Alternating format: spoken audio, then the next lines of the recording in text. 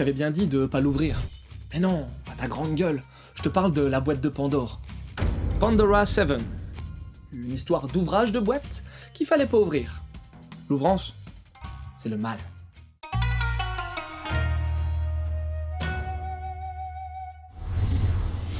Histoire. Lia, une jeune humaine, vit paisiblement sur une île avec plein de bêtes cheloues, genre des bonhommes plantes, ou des bonhommes insectes, ou des fées et compagnie. Sa mère, c'est une dragonne, ouais, cherche pas, qui l'a recueillie quand elle a été retrouvée au large de l'île, toute petite. Lia, c'est donc la seule humaine de l'île et elle rêve de rencontrer d'autres humains. Et un jour, il y en a qui débarquent, à bord d'un gros vaisseau. Et là, c'est la panique parce que, ils sont pas spécialement amicaux. Ils cherchent quoi ?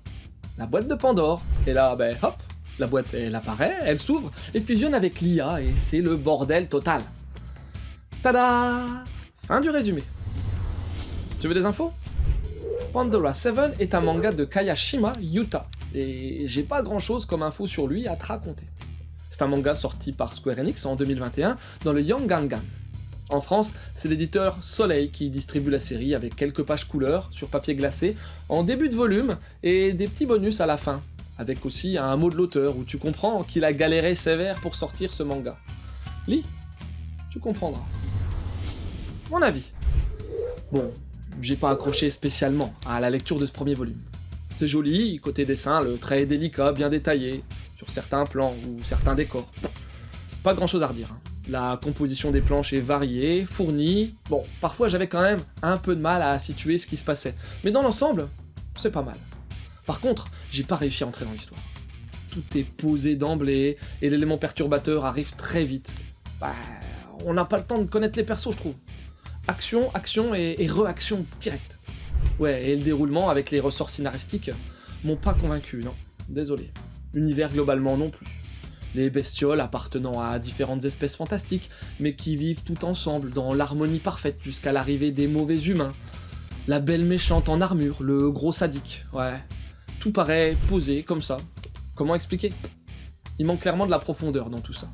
À vouloir tenir le truc parfait, est-ce qu'on se perd pas un peu et qu'on perd pas une petite partie de spontanéité, de créativité ?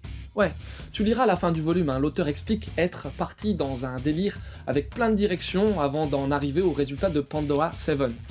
Un manga d'aventure dans un univers fantastique, avec une jeune héroïne portant des bas, qui doit sauver, seule, un tas de créatures diverses et variées.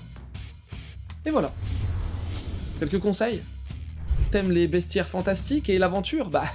Va lire Dragon Questo Dai no Daiboken. Pour rester dans le mythe de la boîte de Pandore, va lire Saint Seiya, partie Hades, avec le personnage de Pandore.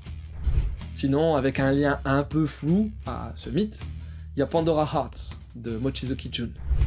Et voilà, c'est terminé pour aujourd'hui. J'espère que cette petite vidéo t'aura donné envie de lire Pandora 7. Sur ce, je te laisse et tu sais bien, continue de suivre la voie du manga.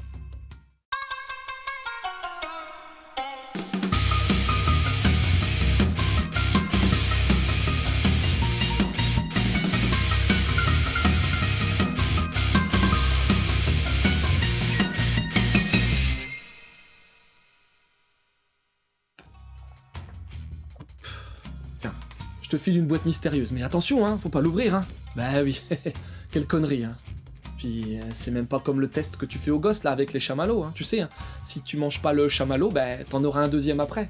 Là au moins il y a de l'intérêt, alors qu'avec la boîte de Pandore,